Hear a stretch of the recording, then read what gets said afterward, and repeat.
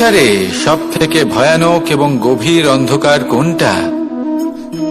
সেটা যখন মেঘ সূর্যকে ঢেকে দেয় এবং সংসার অন্ধকারাচ্ছন্ন হয়ে ওঠে, নাকি তখন যখন সূর্যাস্তের সময় ঘনিয়ে আসে, সূর্য ঢলে যায় এবং এই সংসারে অন্ধকার ছেয়ে যায়, নাকি সেই অমাবস্যার রাত্রি যখন চতুর্দিকে ঘন অন্ধকার থাকে এবং চন্দ্রমার প্রকাশ কোথাও থাকে না? না, এই সংসারে সব থেকে বেশি ভয়ানক অন্ধকার হল মানসিকতার অন্ধকার। মানসিকতা খুব গভীর একটা বিষয়। এই মানসিকতাই সত্যের রূপ ধারণ করে এবং আমাদের এই মানসিকতা এবং বিবেকে একটা সূর্য থাকে। যদি আমরা এটা জীবন থেকে বের করে ফেলি, তাহলে নিরাশা, হতাশা, অসফলতা এর এমন এক ঘন অন্ধকারে আমরা ফেসে যাব যে তার থেকে বাইরে বের হওয়া প্রায় অসম্ভব ব্যাপার হয়ে দাঁড়াবে। বড়ই কঠিন হয় সেই সময়। সেই জন্য ইতিবাচক মনোভাব থাকা খুব প্রয়োজনীয়। এটা ভাববেন না যে এটা আমার সাথে কেন হলো, এই সমস্যা কেন এলো, ওই ব্যক্তি আমার সাথে এটা কেন করলেন।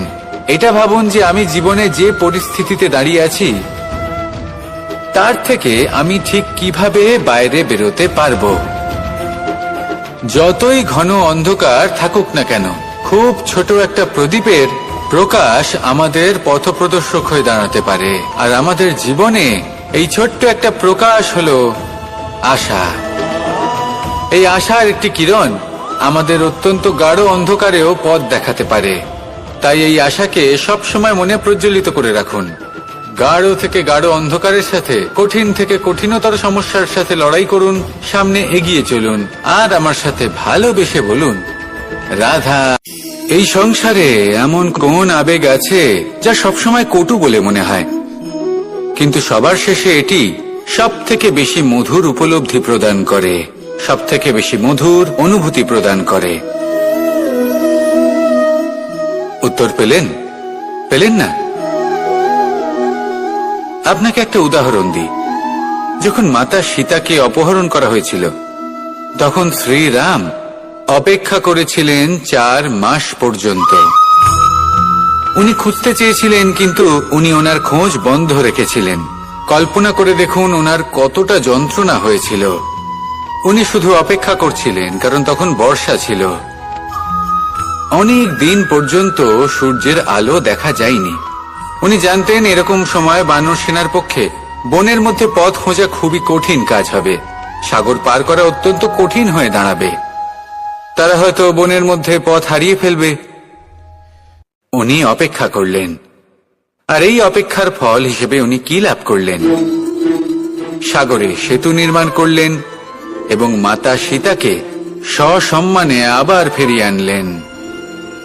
যদি শ্রীরাম অপেক্ষা না করতেন, তাহলে হয়তো এই সবকিছু কখনোই সম্ভব হতো না। এটাই হলো শক্তি ধৈর্যের। এটাই হলো আমাদের কাছে শিক্ষা। এই ধৈর্যই প্রত্যেকবার আমাদের অত্যন্ত কঠিন বলে মনে হয়। ধৈর্য ধরা অত্যন্ত কঠিন, কিন্তু অবশেষে এটাই সব থেকে শ্রেষ্ঠ ফল দান করে, সব থেকে মধুর উপলব্ধি, সব থেকে মধুর অনুভূতি প্রদান করে। তাই ধৈর্য ধরে থাকুন, সবকিছু শুভ হবে। আর তখন এই মন প্রফুল্ল হয়ে বলবে, রাধা রাধা। সুখ এবং দুঃখ এই দুই হলো আমাদের জীবনের অবশ্যম্ভাবী এবং গুরুত্বপূর্ণ অঙ্গ। আমাদের সকলের জীবনে কখনো সুখও আসে, আবার কখনো দুঃখও আসে। আমরা সবসময় ভাবি আমরা কিভাবে সুখ লাভ করব, কিভাবে আমরা দুঃখ থেকে দূরে থাকতে পারি। আর এই জীবনে যা কিছুই ঘটুক না কেন, সেই সবকিছু আমরা সুখ এবং দুঃখের মাপদণ্ডে মেপে থাকি। এবার এখানে একটা ছোট্ট বিষয় আছে। এটা ভেবে দেখতে হবে যে কে আসলে সুখী ব্যক্তি। সুখী ব্যক্তি হলেন তিনি যিনি নিজের জীবনে নিজের কর্মের বিশ্লেষণ করে থাকেন, সেই বুঝে পদক্ষেপ নেন। উনি কি করতে চলেছেন সেটা উনি জানেন। আর যদি ওনার কোনো দোষ থাকে বা ভুল থাকে, তাহলে সেগুলো শুধরে নিয়ে এগিয়ে চলেন। সেই জন্য উনি সুখী হন। অন্যদিকে যে ব্যক্তি দুঃখী, তিনি কি করেন? তিনি নিজের উপর নয়, অন্যের উপর নিজের নজর রাখেন, যে তিনি কি করছেন, কিভাবে কর্ম করছেন, ওনারা অন্যের নিন্দা করেন, অন্যের সাফল্য দেখে ঈর্ষা করেন, ক্রুদ্ধ হয়ে যান, ওনাদের বাধা দিতে চেষ্টা করেন। সেই জন্যই তো ওনারা দুঃখী হন। এই সংসারে এমন অনেক ব্যক্তি আছেন যারা এই কারণে দুঃখী নন যে তাদের জীবনে দুঃখ আছে। তারা এই কারণে দুঃখ পান কারণ অন্যের জীবন অনেক বেশি সুখের। দেখুন, শেষ পর্যন্ত আপনাকে নিজের কর্মের প্রতি মনোসংযোগ করতেই হবে, অন্যের প্রতি নয়। কারণ আপনার জীবনে আপনার কর্ম হলো এমন একটা জিনিস যা আপনার নিয়ন্ত্রণে আছে। নিরন্তর চেষ্টা করতে থাকুন, নিজের কর্মকে বুঝতে শিখুন, শুধরে নিন, নিজেকে শ্রেষ্ঠ করে তুলুন। তখন সাফল্য নিজে থেকে আপনার কাছে আসবে আর এই মন প্রসন্ন হয়ে বলবে রাধা। কিন্তু এর থেকেও অনেক বেশি বহুমূল্য হলো আমাদের জীবনে আমাদের সম্পর্ক, আমাদের বন্ধু বান্ধব। এই সম্পর্কেও কখনো কখনো বিবাদ হয়, মনোমালিন্য হয়, এগুলোও ছড়িয়ে যায়। আর সেই সময় এই মুক্তোর মতোই নত হয়ে আমাদের এই সম্পর্কগুলিকে হাতে তুলতে হবে, এদের জুড়তে হবে, এদের আগলে রাখতে হবে, কারণ এদের থেকে বহুমূল্য আর কিছুই নেই। আর যদি এই কাজটা আপনি শিখে নিতে পারেন, তাহলে আপনার জীবনের এই সম্পর্ক, এই বন্ধুত্ব সবসময় আপনাকে বল প্রদান করবে, আনন্দ প্রদান করবে। আর এই মন সুপ্রসন্ন হয়ে বলবে রাধা রাধা। আপনারা সবাই একটা গাছের পাতাকে দেখুন, যতক্ষণ পর্যন্ত ও গাছের সাথে, মানে গাছের ডালের সাথে জুড়ে থাকে, সে সবুজ থাকে, বাতাসের সাথে সে নড়তে থাকে। যতক্ষণ পর্যন্ত ও সূর্য থেকে পাওয়া রশ্মির শক্তি গাছে পৌঁছে দেয়, ততক্ষণ ও ডালের সাথে যুক্ত থাকে। কিন্তু যখন সেই পাতা শুকিয়ে যায়, তখন তার কোনো গুরুত্ব থাকে না। সেই পাতা গাছের ডালে এবং বৃক্ষের কাছে বোঝা হয়ে থেকে যায়। এবং এমন এক সময় আসে যখন সেই ডালটি শুকনো সেই পাতাকে পরিত্যাগ করে। এটাই আমরা এই প্রকৃতিতে দেখি এবং এটাই হলো সত্য। আর এটাই আমাদের জীবনে খুব বড় একটা শিক্ষা। যদি আপনিও নিজের জীবনে নিজের আপনজনদের কাছে বোঝা স্বরূপ হয়ে দাঁড়ান, তাহলে তারা আপনাকে যতই ভালোবাসুক না কেন, ওনারা যদি নাও চান, তাহলেও এমন এক দিন আসবে যখন আপনার আপনজন আপনাকে পরিত্যাগ করবে। সেই জন্য সবসময় আত্মনির্ভর হয়ে ওঠার চেষ্টা করুন, নিরন্তর পরিশ্রম করতে থাকুন, কারোর উপর বোঝা হয়ে থাকবেন না, বরং তার সাথে মিলে দায়িত্ব পালন করুন। এমনটা করবেন, তাহলে আপনার সম্মানও বজায় থাকবে এবং সম্পর্কের মধ্যে আপনার মূল্যও বজায় থাকবে। আসুন আর আমার সাথে ভালোবেসে বলুন রাধা রাধা। আমাদের মধ্যে এমন অনেক মানুষ আছেন যারা বই পড়তে পছন্দ করেন, অনেক মানুষ আছেন যারা ভিন্ন ভিন্ন রকমের কাহিনী পড়েন। এবার পড়তে পড়তে মাঝে এমন একটা অধ্যায় অবশ্যই আসে যা আমাদের হৃদয় স্পর্শ করে যায়। আমরা হৃদয় যন্ত্রণা অনুভব করি, তাও আমরা সেই কাহিনী শেষ পর্যন্ত পড়ি এবং তখন আমরা বুঝতে পারি যে সেই যন্ত্রণাময় অধ্যায়টি কেন এসেছিল, তার থেকে আমরা কি শিক্ষা পেলাম এবং আমরা অবশেষে লক্ষ্যেও পৌঁছলাম।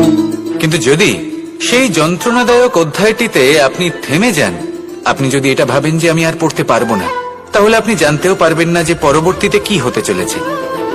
এই মন দুঃখে ভরে উঠবে, মনে প্রশ্ন আসতেই থাকে যার উত্তর আমরা পাই না, নিজেদের লক্ষ্য বুঝতেই পারি না। এইভাবেই আমাদের জীবনেও যদি এমন কিছু হয় যা অত্যন্ত দুঃখজনক, যদি এমন কোনো কঠিন অধ্যায় আপনার জীবনে আসে, থামবেন না। তাহলে আপনার জীবনের কাহিনীর একটি যন্ত্রণাদায়ক দুঃখজনক অধ্যায় মাত্র। শেষ পর্যন্ত এই কাহিনীতে টিকে থাকুন, কর্ম করতে থাকুন। আপনি বুঝতে পেরে যাবেন যে এই কঠিন পরিস্থিতি আপনার জীবনে কেন এসেছিল। আপনি শিক্ষাও লাভ করবেন এবং লক্ষ্যও লাভ করবেন। আসুন আমার সাথে ভালোবেসে বলুন রাধা রাধা। আশা এবং বিশ্বাস মানুষের জীবনের দুই অমূল্য স্তম্ভ। এটাই হলো ঢাল এবং এটাই হলো অস্ত্র।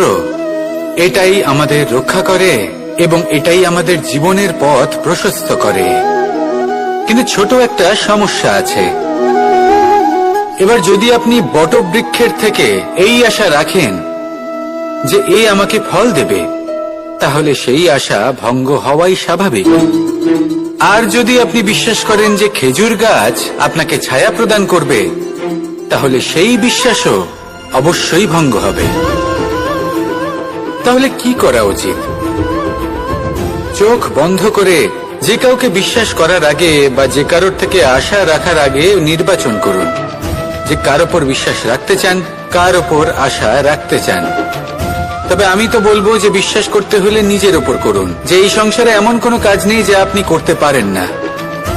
আর শুধু কর্ম করতে থাকুন আর ভরসা রাখুন ঈশ্বরের ওপর, যে উনি আপনার কর্ম দেখবেন আর আপনাকে আপনার কর্মফল অবশ্যই দেবেন, আপনাকে সাফল্য দেবেন। যদি আপনার বিশ্বাস অটল হয়, নিরন্তর পরিশ্রম করেন, তাহলে ঈশ্বর কখনোই আপনার আশা ভঙ্গ হতে দেবেন না। আসুন আর আমার সাথে ভালোবেসে বলুন, রাধা। যখন মানুষের আসুন আমার সাথে ভালোবেসে বলুন, রাধা রাধা। এই শুকনো পাতাটিকে দেখুন, নিষ্প্রাণ হয়ে পড়েছে। কোনো একটা সময় এই পাতাটি একটা গাছের ডালে ছিল। সেই গাছ ওর লালন পালন করত। যখন যখন বাতাস বইত, এই পাতায় কম্পন দেখা দিত, মনকে প্রফুল্ল করে তুলত। কোনো একদিন এই পাতা গাছের ডাল থেকে ঝরে পড়ে গেল। নিঃসন্দেহে ও নিজের স্বাধীনতা পেল, কিন্তু আস্তে আস্তে শুকিয়ে গেল, নিষ্প্রাণ হয়ে গেল।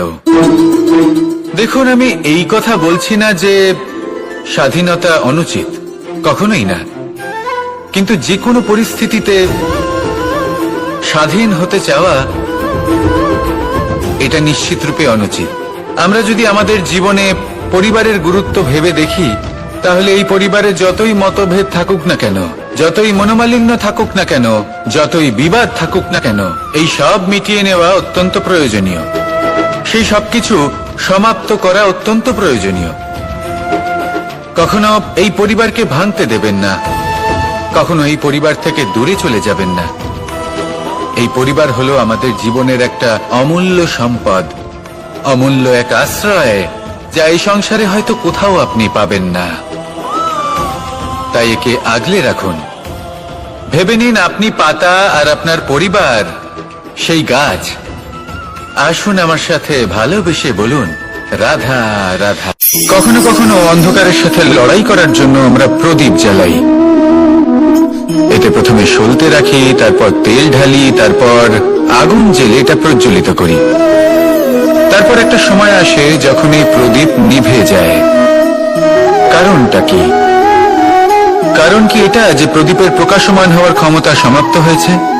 না, এই যে আগুন আমরা দেখতে পাচ্ছি, এই আগুনের জন্য যে শক্তির প্রয়োজন হয় তা আসে এই তেল থেকে।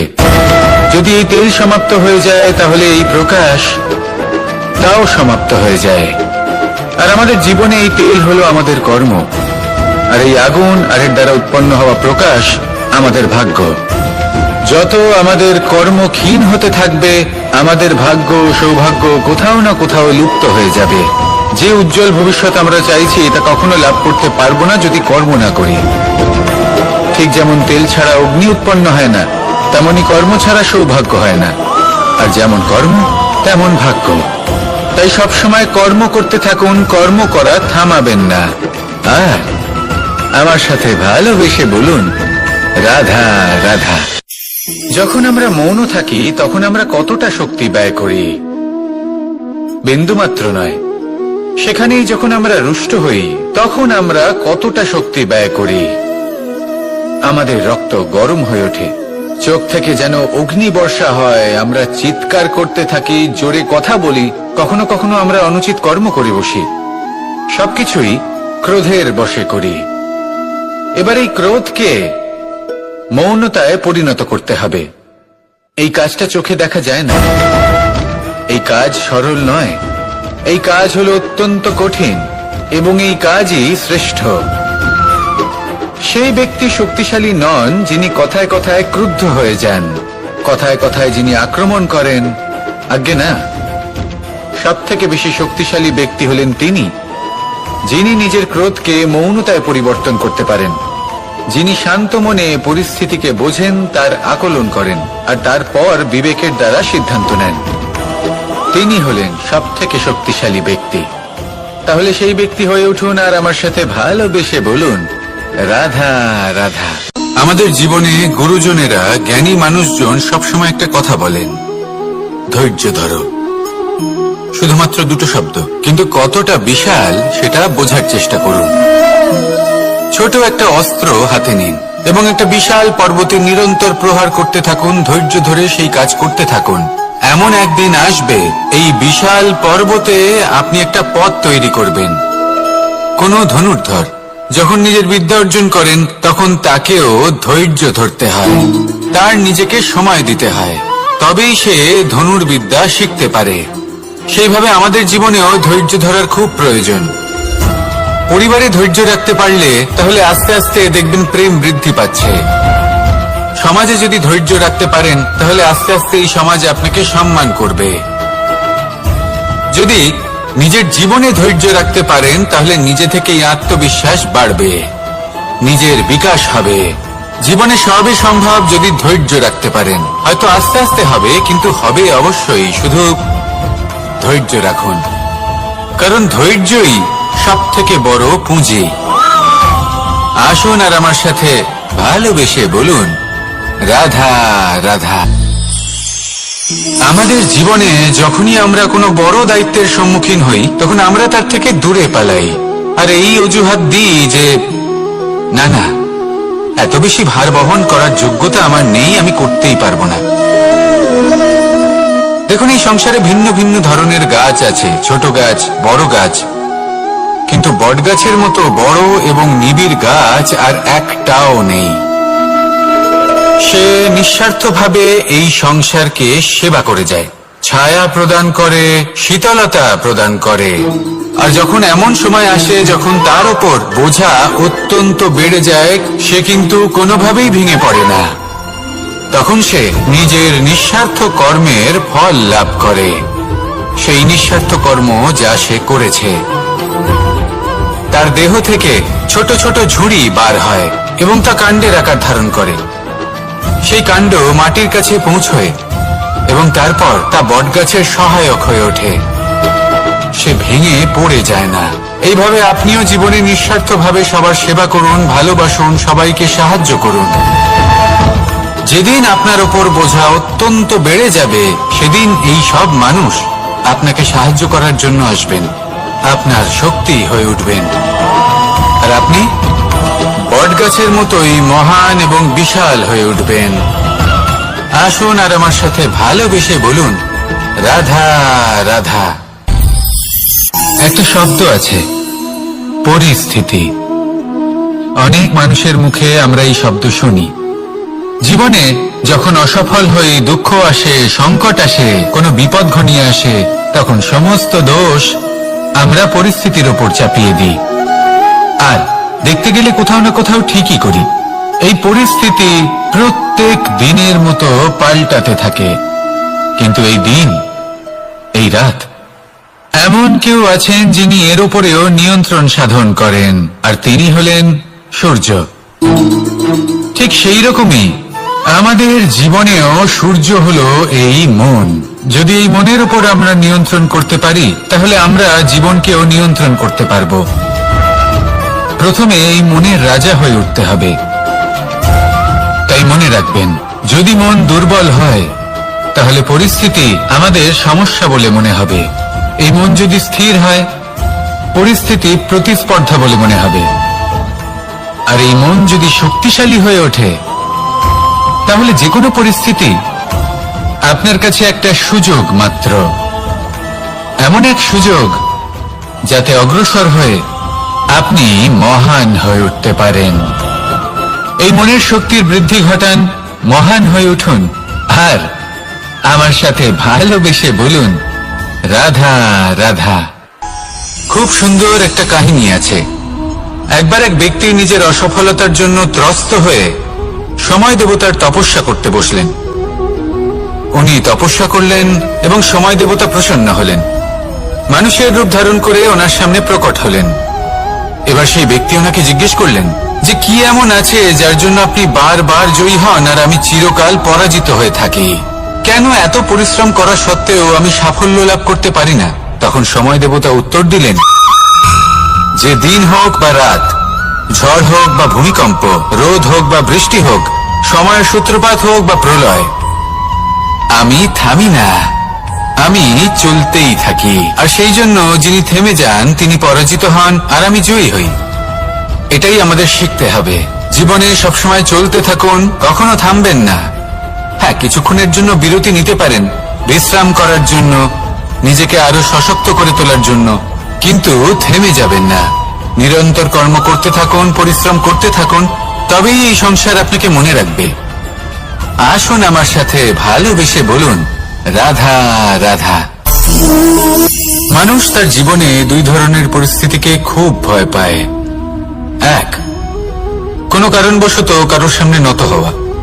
দুই, কোনো কারণে নিজের চরিত্র থেকে, নিজের মূল্যবোধ থেকে বিচ্যুত হওয়া। এবার কেন হয় এরকম যে কথায় কথায় কারোর সামনে নত হতে হয়? কেন বারংবার নিজের চরিত্র থেকে চ্যুত হতে হয়? এরকম কেন হয়? এটা তখনই হয় যখন আমাদের শিক্ষা এবং মূল্যবোধের অভাব থাকে। যদি মানুষের মধ্যে প্রকৃত শিক্ষা থাকে তাহলে এই সংসারে কোনো সময় এবং কারোর সামনেই নত হওয়ার কোনো প্রয়োজন নেই। যদি মানুষের মধ্যে মূল্যবোধ থাকে তাহলে তাকে নিজের মূল্যবোধ বা চরিত্র থেকে বিচ্যুত হতে হয় না, তা সে যাই হয়ে যাক না কেন। কোনো বালককে যদি জন্ম থেকেই সুশিক্ষার অধিকারী করা হয়, শিক্ষিত করা হয়, মূল্যবোধের অধিকারী করা হয়, তবে সে এই সংসারে এমন কর্ম করবে যাতে সে নিজেকে, নিজের পরিবারকে, সমগ্র সমাজকে গর্বিত করতে পারে। শিক্ষা লাভ করুন, মূল্যবোধ লাভ করুন এবং আমার সাথে ভালোবেসে বলুন রাধা রাধা। আমাদের সকলের জীবনে একটা লক্ষ্য থাকে যেটা আমরা লাভ করতে চাই। ঠিক যেন একটা প্রতিস্পর্ধা বিদ্যমান যে কে সব থেকে আগে নিজের লক্ষ্যে পৌঁছতে পারবে। আর সেই জন্য আমরা সকলেই খুব তাড়াতাড়ি এগোতে চেষ্টা করি, বড় এবং দীর্ঘ পদক্ষেপ ফেলি যাতে তাড়াতাড়ি নিজের লক্ষ্যে পৌঁছতে পারি। কিন্তু এক অত্যন্ত গুরুত্বপূর্ণ বিষয় আছে, সবসময় লক্ষ্য সামনে থাকবে না, কখনো কখনো তা খুঁজতে হয়। এই যাত্রা খুব কঠিন হতে পারে। আর ঠিক এই কারণেই সবসময় দ্রুত গতিতে চলা বা তাড়াতাড়ি পথে চলা সেটা আবশ্যক নয়। তার থেকেও বেশি গুরুত্বপূর্ণ হলো ভেবেচিন্তে তারপর পথ চলা। যদি ভেবেচিন্তে পদক্ষেপ ফেলেন, চলতে পারেন, তাহলে সেটাই সর্বশ্রেষ্ঠ পদক্ষেপ। কখন কোন দিকে যেতে হবে, কখন কোথায় দিক পাল্টানো যাবে না, কখন গতি বেশি রাখতে হবে, কখন কম, কখন থামবো, কখন চলবো, এই সব কিছুর বিষয়ে জ্ঞান অত্যন্ত গুরুত্বপূর্ণ এবং ভেবে চিন্তে চলতেই হবে। সেই জন্য শুধু তীব্র গতিতে সামনে এগোলে চলবে না, ভাবনা চিন্তা করে এগোতে হবে। আসুন আমার সাথে ভালোবেসে বলুন রাধা রাধা। পায়েস হলো আমার বিশেষ প্রিয়। এর মধুর স্বাদ মনকে প্রফুল্ল করে তোলে। ছোটবেলায় মা আমার জন্য পায়েস বানাতেন এবং আমাকে বলতেন যে গরম থাকতে থাকতে খেয়ে নে কানাই, ঠান্ডা হয়ে গেলে ভালো লাগবে না। কিন্তু আমিও দুষ্টু ছিলাম, ঠান্ডা হওয়া পর্যন্ত অপেক্ষা করতাম। আর ঠান্ডা হয়ে যাওয়ার পরে মার কাছে যেতাম আর ওনাকে বলতাম যে মা, পায়েস তো ঠান্ডা হয়ে গেছে, এটা গরম করে দিন। তখন মা হাসতেন আর বলতেন যে পায়েস না হয় আমি আবার গরম করে দেব কানাই, কিন্তু এর মধুর স্বাদ, সেই মিষ্টত্ব, সেই সুবাস, সেটা আবার ফিরে আসবে না। কথাটা সত্যি। আর এই সত্যটাই আমাদেরও জীবনের সত্য। আমাদের জীবনের মধুর সম্পর্কগুলি, এতে যখন কটুভাব প্রবেশ করে তখন সেই মিষ্টত্ব ফিরিয়ে আনা প্রায় অসম্ভব ব্যাপার হয়ে যায়। আপনি চেষ্টা করে সেই সম্পর্ক ঠিক করতেই পারবেন, তার জন্য অগাধ পরিশ্রম করতে হবে, কিন্তু আবার সেই মিষ্টত্ব কখনো ফিরে আসবে না। সেই জন্য আপনার জীবনের যে মধুর সম্পর্ক আছে, যতটা সম্ভব চেষ্টা করুন তাতে মিষ্টত্ব বজায় রাখতে। কটুভাব আসতে দেবেন না। আসুন আর আমার সাথে মধুর স্বরে বলুন, রাধা রাধা। শব্দ শব্দ আসলে কি? শুধুই কয়েকটি অক্ষরের সমষ্টি, নাকি আমাদের বাণী? এই শব্দ এমন এক শক্তি যা কাউকেই নিজের বশবর্তী করে ফেলতে পারে। শব্দ এমন এক অস্ত্র যা কাউকে ক্ষত বিক্ষত করে দিতে পারে। এই শব্দ হলো একটি নাদ স্বরূপ যা কোনো ঘুমন্ত ব্যক্তিকেও জাগিয়ে তুলতে পারে এবং নিজের লক্ষ্যের দিকে অগ্রসর করতে পারে। শব্দে এত শক্তি আছে যে কারোর মনে এতটা আঘাত দিতে পারে যে সে হয়তো জীবনে আর কখনো এগোতেই পারল না।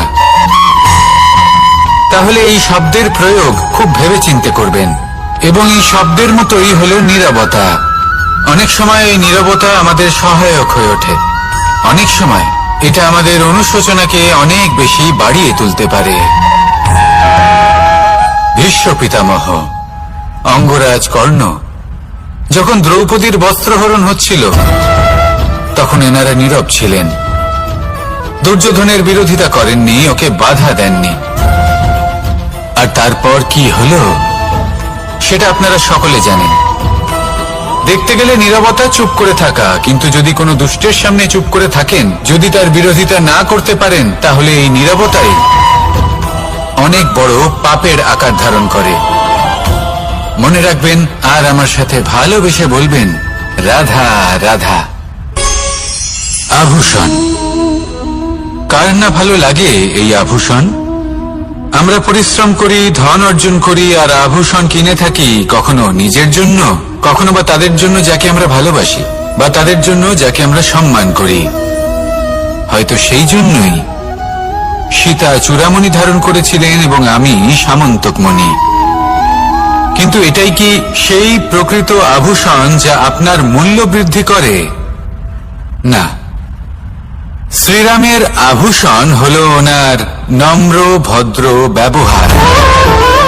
মাতা সীতার আভূষণ হলো ওনার সততা, ওনার নিষ্ঠা, ওনার ত্যাগ। অর্জুনের আভূষণ ছিল ওনার একাগ্রতা। রাধার আভূষণ ওনার প্রেম। এই আভূষণ কোথাও নেই, আপনার মনে আছে।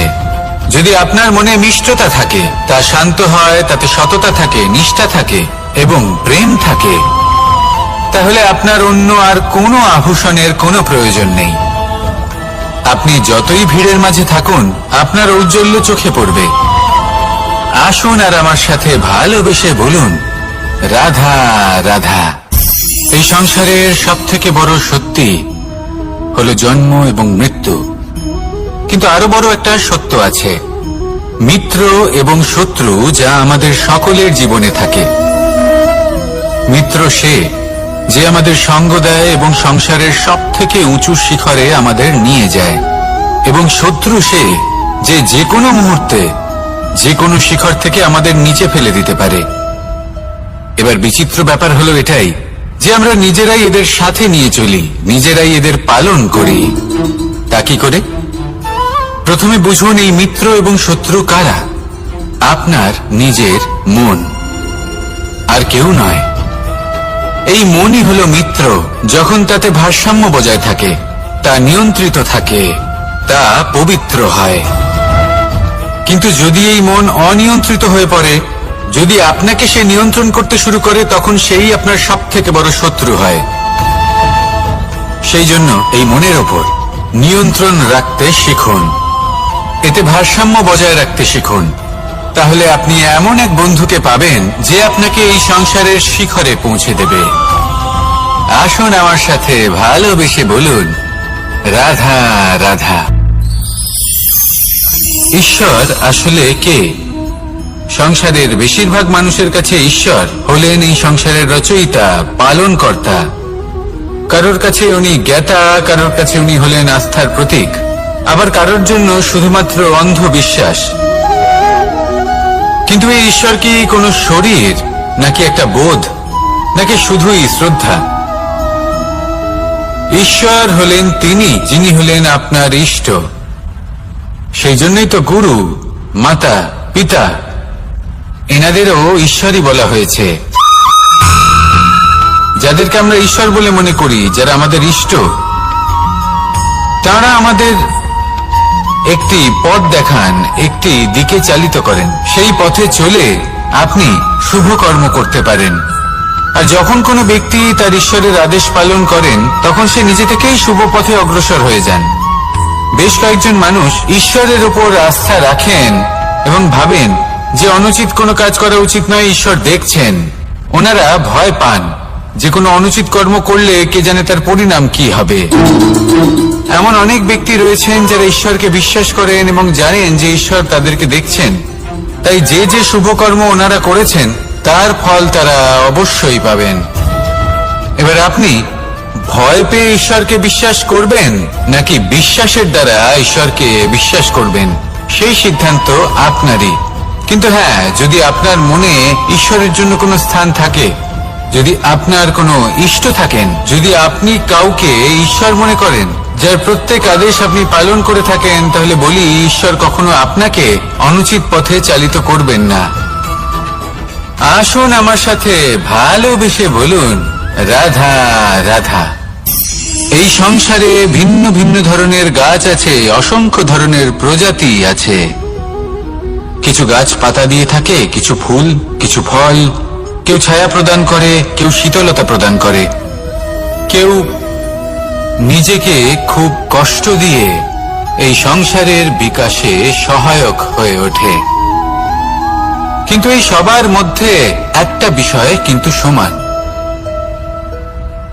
এরা প্রত্যেকেই পাতা ছাড়া, ফুল ছাড়া, ফল ছাড়া জীবিত থাকতেই পারে, কিন্তু কোনো বৃক্ষই শিকড় ছাড়া বেঁচে থাকতেই পারে না। এটাই হলো রাধার। ঠিক সেইভাবেই আমাদের জীবনে শক্তি হোক, ধন হোক বা সাফল্য হোক, আমাদের বা আমাদের পরিবারের প্রসন্নতাই হোক, এই সব কিছুর আধার হলো, সবকিছুর মূল হলো পরিশ্রম। তাই জীবনে চিরকাল পরিশ্রম করতে থাকুন। যদি আপনি জীবনে মহান হবার পথে অগ্রসর হতে চান, তাহলে পরিশ্রম করুন। এই পরিশ্রম দ্বারাই নিজের পরিবারকে প্রসন্ন করুন, নিজের বন্ধুদের প্রসন্ন করুন, এই সমাজকে গর্বিত করুন। আসুন আমার সাথে ভালোবেসে বলুন, রাধা রাধা। কখনো কোনো বাগানের কোনো বৃক্ষকে দেখেছেন যেখানে সুগন্ধি ফুল থাকে, রসালো ফল থাকে? তখন মন প্রফুল্ল হয়ে ওঠে, মন থেকে সেই বৃক্ষের প্রতি ভালোবাসা জন্মায়। কিন্তু যিনি বাগানের মালিক, শুধুমাত্র তিনিই জানেন যে কিভাবে এই বৃক্ষকে আগলে রাখতে হয়, কিভাবে তার পরিচর্যা করলে এতে সুন্দর সুগন্ধি ফুল হবে, রসালো ফল হবে। কখনো কখনো প্রয়োজনের থেকে বেশি রোদ পেলে এই বৃক্ষগুলি শুকিয়ে যায়, প্রয়োজনের থেকে কম রোদ পেলেও এই বৃক্ষ কিন্তু শুকিয়ে যায়। প্রয়োজনের থেকে কম জল যদি পায়, এই বৃক্ষ শুকিয়ে যেতে পারে। প্রয়োজনের থেকে অতিরিক্ত জল যদি পায়, তখনও এই বৃক্ষের শিকড়গুলি নষ্ট হয়ে যেতে পারে। এবার এটাই কিন্তু আমাদের সংসারের সাথেও হয়। আমাদের সংসারের সকল প্রতিভাশালী ব্যক্তি, যেমন লেখক, বিচারক, প্রবক্তা, যোদ্ধা, এদের সবার ক্ষেত্রে এই কথাটাই প্রযোজ্য। যদি বেশি প্রশংসা করা হয়, তাহলেও এরা হারিয়ে যাবেন। প্রয়োজনের থেকে বেশি যদি নিন্দা করা হয়, তখনও তারা নত হয়ে পড়বেন। তাহলে আপনি এদের রক্ষা করুন এবং নিজেদেরও। মনে রাখবেন একটা কথা, জেনে রাখুন কখন কোন নিন্দায় আপনি লজ্জিত হবেন না, আর কখন কোন প্রশংসার দ্বারা নিজের মধ্যে অহংবোধ জাগ্রত করবেন না। এই মন সুপ্রসন্ন হয়ে বলবে, রাধা রাধা। সময় কত বিচিত্র হয়। সময় আমাদের পক্ষে থাকলে আমরা নিজেদের রাজা মনে করে নিই, আর সেই সময় যদি বিপক্ষে চলে যায়, তাহলে নিঃস্ব হতে সময় লাগে না। তাই মানুষের একটা অভ্যেস আছে, খারাপ সময়ের জন্য কিছু সঞ্চয় করা। আত্মীয়, বন্ধু খারাপ সময় পাশ থেকে সরে যায়, যশ, মান প্রতিকূল সময় চিরস্থায়ী হয় না। তাই মানুষ মনে করে অর্থ সঞ্চয় করাই শ্রেয়। অর্থের কোনো হৃদয় নেই যা সময়ের সাথে পরিবর্তিত হবে। সংসার বলে সর্বদা অর্থ সঞ্চয় করতে থাকুন। খারাপ সময়ে অবশ্যই কাজে লাগবে, কিন্তু আমি বলবো শুভ কর্ম করতে থাকুন, আনন্দে থাকুন, নিজের ওপর আর ঈশ্বরের ওপরে বিশ্বাস রাখুন। খারাপ সময় কখনো আসবেই না। রাধা রাধা। মানুষ নিজের পরিবারের জন্য কত কিছুই না করে, দিন রাত পরিশ্রম করতে থাকে যাতে তার পরিবারের প্রয়োজন পূরণের জন্য অর্থ রোজগার করতে পারে। কিন্তু শুধু অর্থ রোজগার করাটাই কি যথেষ্ট? আপনি বলবেন হ্যাঁ, নিশ্চয়ই। অর্থ দিয়ে সবকিছু পাওয়া যায়, বিদ্যা পাওয়া যায়, বাড়ি পাওয়া যায়, ওষুধ পাওয়া যায়, আর কত কিছুই না পাওয়া যায়। এইসব একটা পর্যায় পর্যন্ত সঠিক, কিন্তু একটু মন দিয়ে ভেবে দেখুন, যখন কোনো শিশু অসুস্থ হয়ে পড়ে তখন সে ওই তিক্ত ওষুধ কেন খেয়ে নেয়? এই জন্য কারণ ওর পিতা সেই ওষুধ অর্থ দিয়ে কিনেছে? না, বরং এই জন্য কারণ তার পিতা যে তার সামনে দাঁড়িয়ে, তার উপরে তার বিশ্বাস আছে। বিশ্বাস আছে যে উনি তার কিচ্ছু হতে দেবেন না। এই বিশ্বাস, এই সংস্কার, এই শিক্ষা কখনো অর্থ দিয়ে পাওয়া যায় না। এটা পাওয়া যায় সেই সময় থেকে যা মাতা পিতা তাদের সন্তানের সাথে কাটিয়েছেন। তাই জীবনে অর্থ অবশ্যই উপার্জন করুন, কিন্তু নিজের পরিবারকেও সময় দিন, আনন্দ পাবেন। রাধা রাধা।